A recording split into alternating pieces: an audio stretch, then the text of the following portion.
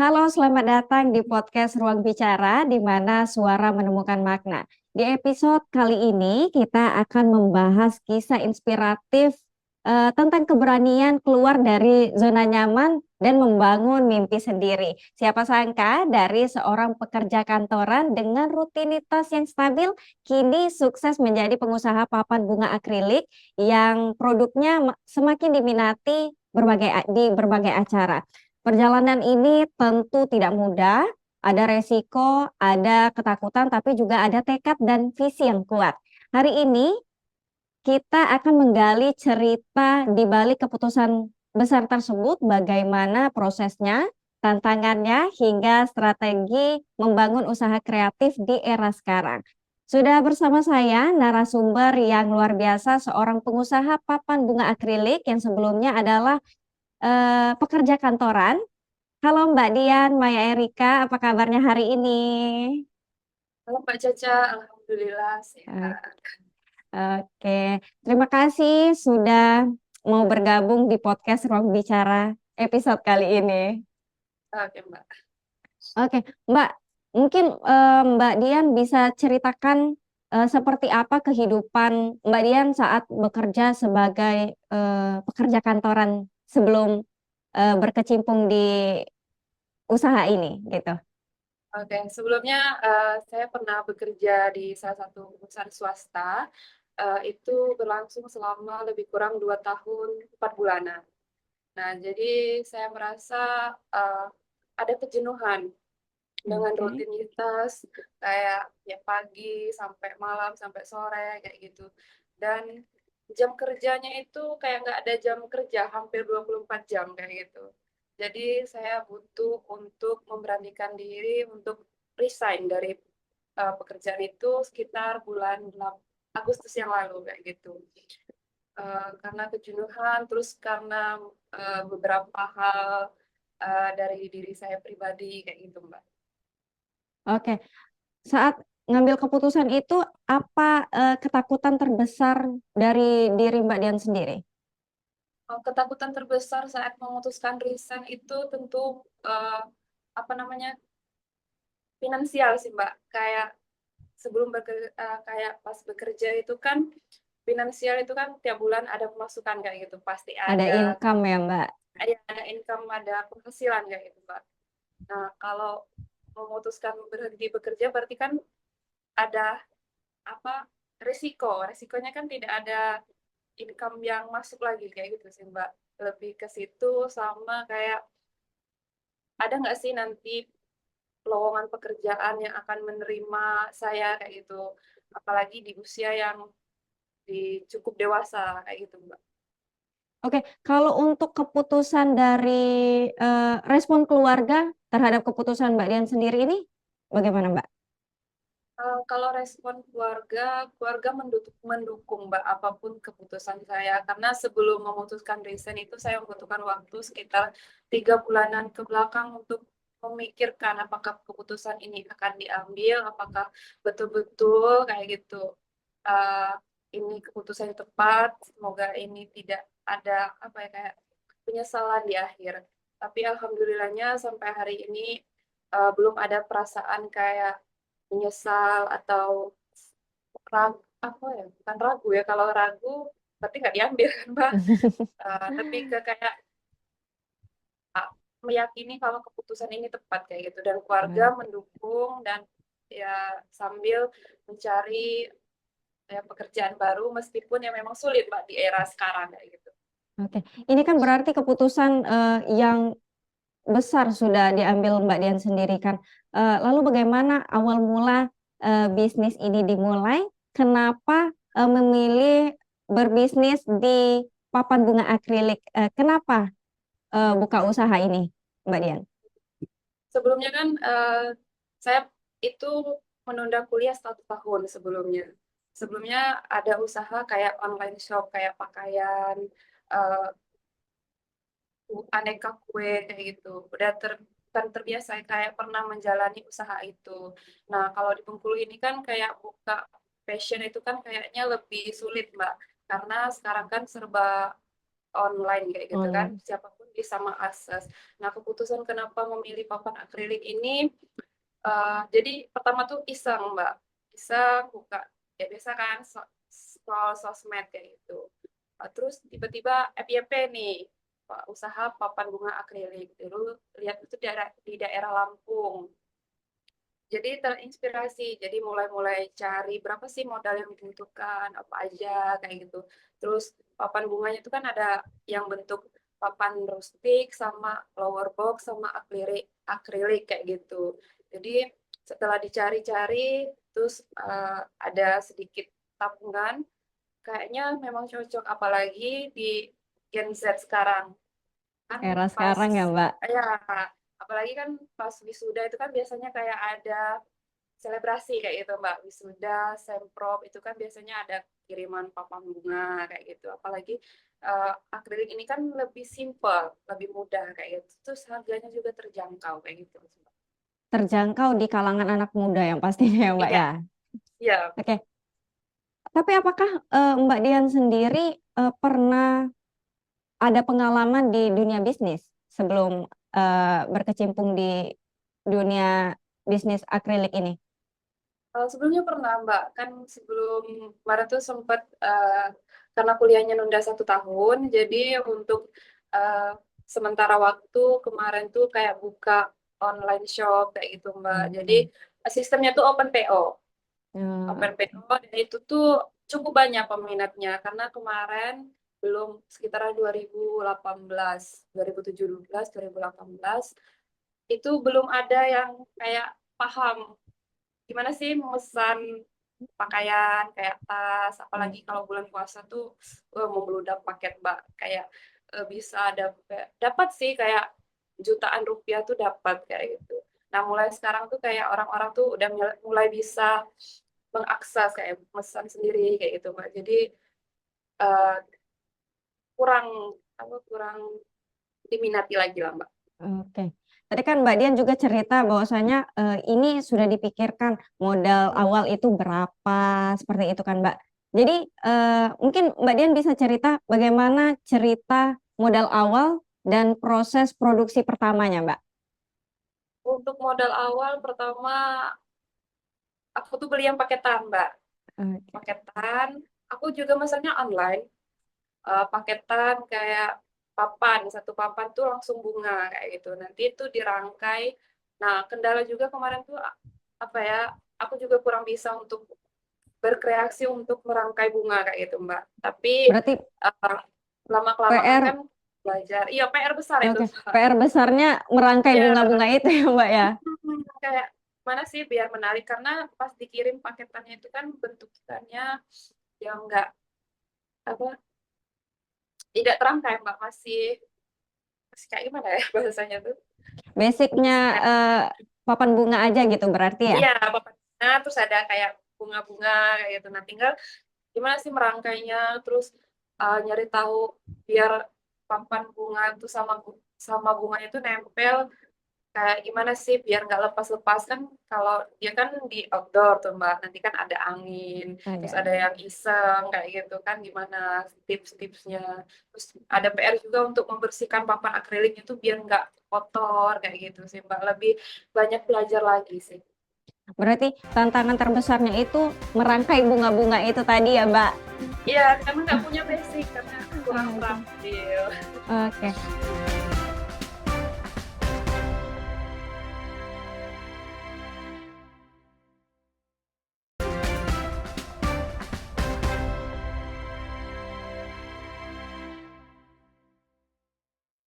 Apakah Mbak Dian sendiri pernah berada di titik terendah dalam bisnis ini? Eh, Terus gimana cara bangkitnya dari Mbak Dian sendiri? Di titik terendah pasti ada sih Mbak, kayak pesanan belum ada, apalagi kan baru kan, butuh promosi yang jujur apa promosi yang luas kayak gitu Mbak. Oke. Dan belum ada kayak nama-nama kita tuh kan masih kecil kayak gitu kan, jadi perlu promosi yang lebih luas, kayak promo, kayak minta bantu sama teman, sama adik-adik tingkat, kayak gitu sih, Mbak. Kalaupun pasti kan kayak ada yang nanya aja, kirain udah pasti kan. Dan tuh tiba-tiba, Mbak nanti aja ya. Udah biasa sih Mbak. Oke. Tadi kan kita juga bahas PR terbesarnya berarti merangkai bunga-bunga itu tadi di papan akrilik ya Mbak ya. Sekarang kan bisnis papan bunga akrilik kan semakin populer.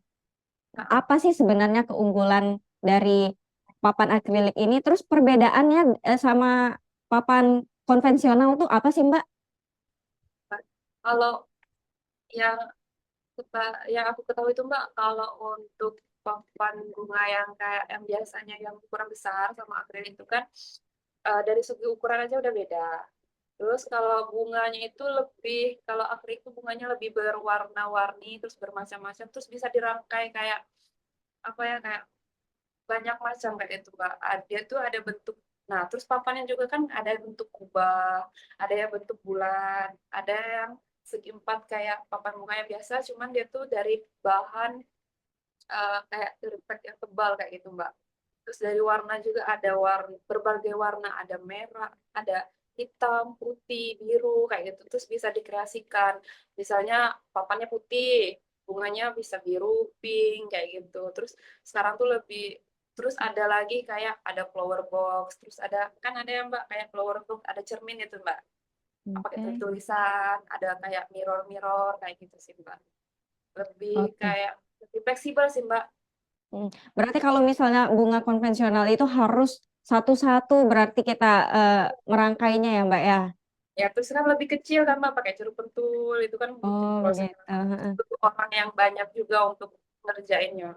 Kalau Berarti berarti lebih lama juga waktu pengerjaannya itu tadi ya Mbak ya. ya betul, kalau untuk papan akrilik ini kan sebenarnya kalau dia kan nggak lepas pasang Mbak, kalau lepas pasang sih mungkin kayak butuh waktu sekitar lebih kurang 5 menit, tapi kalau dia tuh kan kadang tuh cuman ganti apa tulisan aja sih Mbak, Oke. kayak ganti Berarti tulisan. papannya masih tulisannya Masih, aja diganti gitu ya Mbak ya. ya, Oke. bunganya masih kayak gitu. Oke. Mbak Mbak Dian sendiri kan tadi udah bilang bahwasanya ini target pertamanya itu mahasiswa untuk untuk momen Oh, ya Sempro itu tadi kan Mbak ya.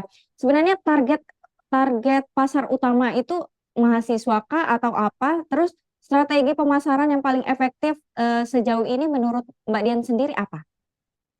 kalau untuk target sasarannya memang mahasiswa sih Mbak. Mahasiswa yang Oke. memang lagi butuh kayak sempro apa ya, wisuda itu jarang sih Mbak, Sudah. karena wisuda itu kan biasanya Oh, pakai papan bunganya besar kan. mungkin Jadi grand yang opening begitu ya Mbak ya? grand opening juga bisa Mbak. Ada Oke. sih kayak beberapa yang grand opening yang kayak produk kecantikan. Tergantung customernya Mbak. Kalau customernya kan biasanya kan itu dari customer. Nah, customernya yang pesan misalnya untuk grand opening, untuk sidang, untuk sempro gitu. Dan bisa juga untuk wedding, Mbak. Oke. Berarti selain selain mahasiswa mungkin bukan Gen Z aja ya Mbak ya butuh papan bunga ini berarti ya Mbak. Ah, Terus seberapa besar sih peran media sosial dalam perkembangan usaha Mbak ini? Tadi kan Mbak bilang juga kita belum punya nama, terus belum ada konsumen yang tetap seperti itu. Jadi gimana Mbak peran media sosial menurut Mbak? peran media sosial itu sangat penting, Mbak. Sangat dibutuhkan, apalagi di era sekarang kayak itu. Karena lebih cepat jangkauannya, Mbak. Siapa sih yang nggak megang TikTok, Instagram, kayak gitu kan, Mbak. Jadi lebih cepat, lebih promosinya itu lebih gencar di media sosial sih, Mbak. Oke, pesanan menurut Mbak Dian selama selama eh, berkecimpungan di usaha ini, pesanan yang paling berkesan atau terbesar yang pernah Mbak Dian dapat gitu, apa ya? Kalau pesanan, kalau yang terkesan biasa aja sih, Mbak. Tapi kalau yang paling berkesan itu pasti pesanan pertama kali. Pas Oke. kan dia kan buka bulan grand opening lah bahasanya ya. Bahasanya ya Mbak, grand openingnya itu per November. Eh, nah, nggak lama setelah seminggu grand opening itu ada yang pesan itu untuk sidang skripsi. Nah, itu kan Oke. kayak ini momen pertama dapat orderan kayak gitu Mbak. Dapat orderan dari mahasiswa UNIP. Itu effort Mbak, nganternya effort kayak berdiri kan kayak ya kan pakai tripod tuh Mbak. Pakai Mm-mm. tripod, difoto, dipromosi lagi kayak ini pesanan pertama pas grand opening kayak gitu. Jadi kayak selalu diingat kayak gitu. Oke, paling berkesan berarti itu ya Mbak. Tapi apakah untuk pengantaran dari papan bunga akrilik sendiri bisa menggunakan motor atau emang harus kita menggunakan mobil roda 4 gitu Mbak? Enggak, Mbak pakai motor. Aku pakai motor. Oh bisa Lebih berarti pakai fleksibel. motor ya, Ya, kan? karena ukurannya juga tidak terlalu besar itu tadi ya Mbak ya? Ya, betul. Kan ukurannya nggak terlalu besar. Jadi pakai motor, dipakein kantong. Kan tripodnya juga bisa dilipat tuh, Mbak. Bisa Oke. dilipat. Nah, nanti pas sampai kampus baru di kayak tripodnya tegakkan kayak gitu. Bunganya kalau Hmm, ada yang lepas dirangkai lagi. oke. Menarik sekali. Sekarang kita masuk ke sisi mindset dan pelajaran hidup dari Mbak Dian nih. Eh, apa perbedaan paling terasa saat antara menjadi seorang pekerja kantoran dan sekarang ini Mbak Dian sudah masuk ke dunia usaha. Apa nih perbedaannya yang paling terasa banget di kehidupan Mbak Dian sekarang? Perbedaannya kalau dari segi aktivitas mungkin lebih santai, Mbak. Mungkin Lebih waktunya ya Mbak. santai. Iya, waktunya tuh kayak lebih banyak di rumah. Ya kayak lebih banyak di rumah waktu promosi kayak gitu. Kalau kerja kan kita harus ikut jam kerja kantor pagi Mm-mm. pulang sore atau malam kayak gitu. Kalau ini kan lebih fleksibel. Kalaupun ada pesanan biasanya aku tuh buatnya malam, Pak. Jadi proses Hmm, apa penempelan tulisan itu malam dan proses untuk pengantarannya itu pagi. Pagi oke. baru diambil lagi sore. Kalau itu sih lebih kayak lebih santai tapi kalau tanggung jawabnya mungkin karena masih baru terus lagi berproses ya lebih bertanggung jawab atas pilihan sendiri kayak gitu Mbak, pilihan Hmm. sendiri ini keputusan sendiri jadi berusaha untuk gimana caranya usaha ini bisa berkembang, memikirkan memutar otak gimana sih modal pertama itu harus balik gimana sih kayak pesanan itu tuh jangan sampai apa ya hasil dari Hasilnya pesanan dari mengecewakan dari ke konsumen sendiri gitu-gitu ya Mbak. ya terus juga kayak segi dari misalnya hasil duit pesanan uang pesanan itu jangan sampai tercampur dengan kebutuhan Duit kayak gitu pribadi gimana kita sih sendiri. karena lebih Oke. bertanggung jawab diri sendiri.